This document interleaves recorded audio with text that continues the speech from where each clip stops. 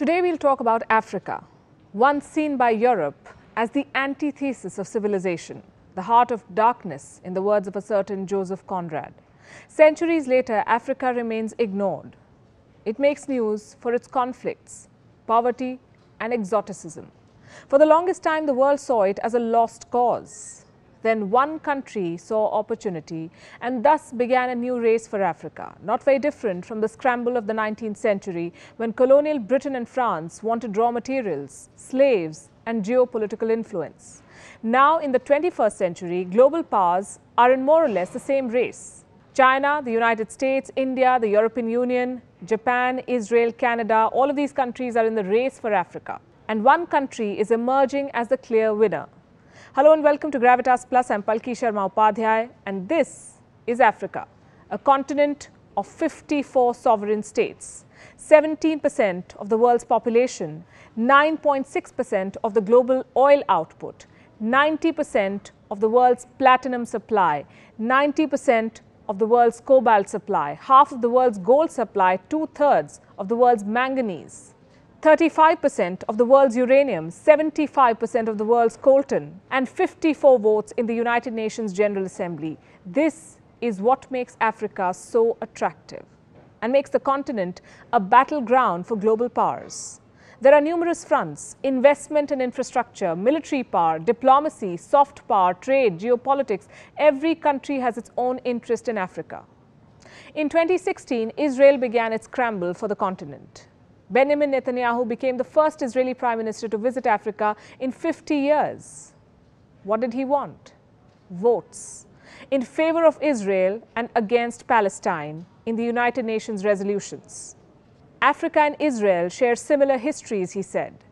Israel went on to sponsor solar, water and agricultural technologies. In the same year, 2016, Senegal co-sponsored a UN resolution. It condemned the construction of illegal Jewish settlements in the West Bank.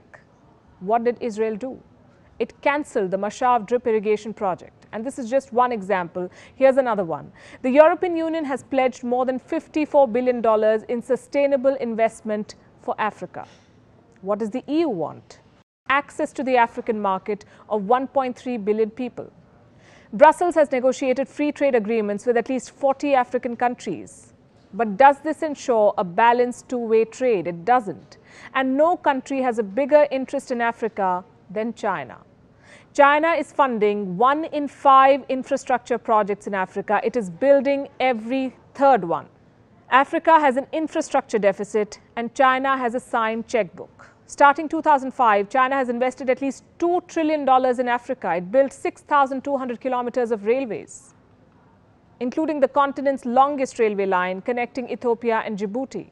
Beijing has also built the African Union headquarters in Addis Ababa. What does China get in return? A lot.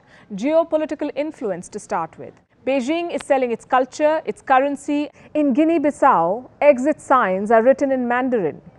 China has established at least 50 Confucius Institutes across 33 countries. Several African countries use Chinese currency. China also gets a strategic overseas base. In 2017, China built its first overseas base at the Horn of Africa, Djibouti to be specific. Djibouti connects the Mediterranean Sea to the Indian Ocean via the Suez Canal. The base has the capacity to accommodate 10,000 troops. China also gets a market to dump its goods. China is Africa's largest trading partner. Chinese trade has increased 40-fold in the last 2 decades. At least 10,000 Chinese firms operate in Africa. This is according to a McKinsey study. Africa has resources and China has access. Did you know that 1/3 of China's investments in Africa are in the mining sector? And finally, it gets to debt trap Africa. But here's the thing, China is not the only country investing in this continent. It's not even the biggest. The United States is Africa's largest investor. It accounts for $54 billion of FDI stock. There are 600 American companies operating in South Africa alone. And this, even after the US president called Africa this. For the longest time, Africa was nothing but a war zone for Washington. It has over 7,000 troops deployed in the continent. They are spread across some 13 African countries, including Burkina Faso, Cameroon, Central African Republic, Chad, Democratic Republic of Congo, Kenya, Libya, Mali, Mauritania, Niger, South Sudan, Somalia, and Tunisia. For the US, Africa was a continent for counter-terrorism operations. What happened then? Why is the US suddenly interested in Africa? The answer is this. For the US, Africa is now a new front to take on China, and Washington is now fighting it out for power and influence. An article on the US State Department website reads, and I quote, "Africa is the continent of the future. Thus, we need to make the most of its potential. By 2050, its population will more than double to 2.2 billion people, with over 60% under the age of 25. Where is Africa's interest in all of this? Also, what about India? What role does India play in this continent? New Delhi's ties with Africa date back to the time of Mahatma Gandhi.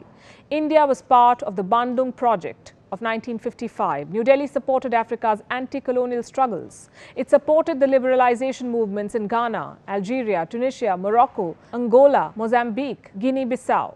India also raised the issue of racism in South Africa. It will be unfair to say, though, that India's newfound interest in Africa has nothing to do with China. In 2018, Indian Prime Minister Narendra Modi toured key African states just ahead of Chinese President Xi Jinping's visit. In 2018, India decided to open 18 new embassies in Africa.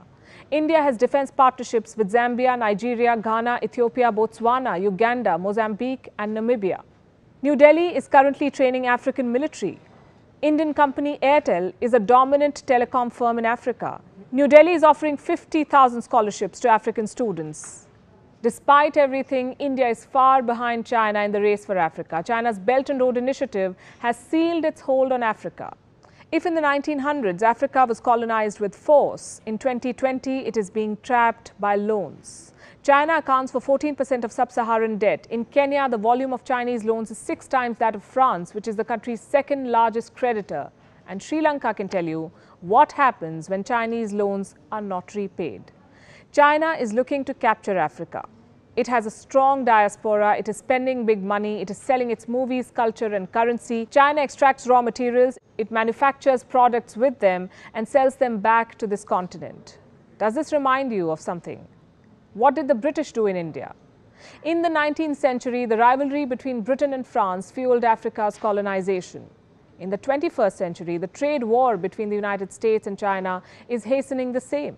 Just like the 19th century, there are numerous countries in the scramble for Africa. And just like the 19th century, there is nothing in it for Africa. Gravitas Plus, co-presented by Skoda. Simply clever.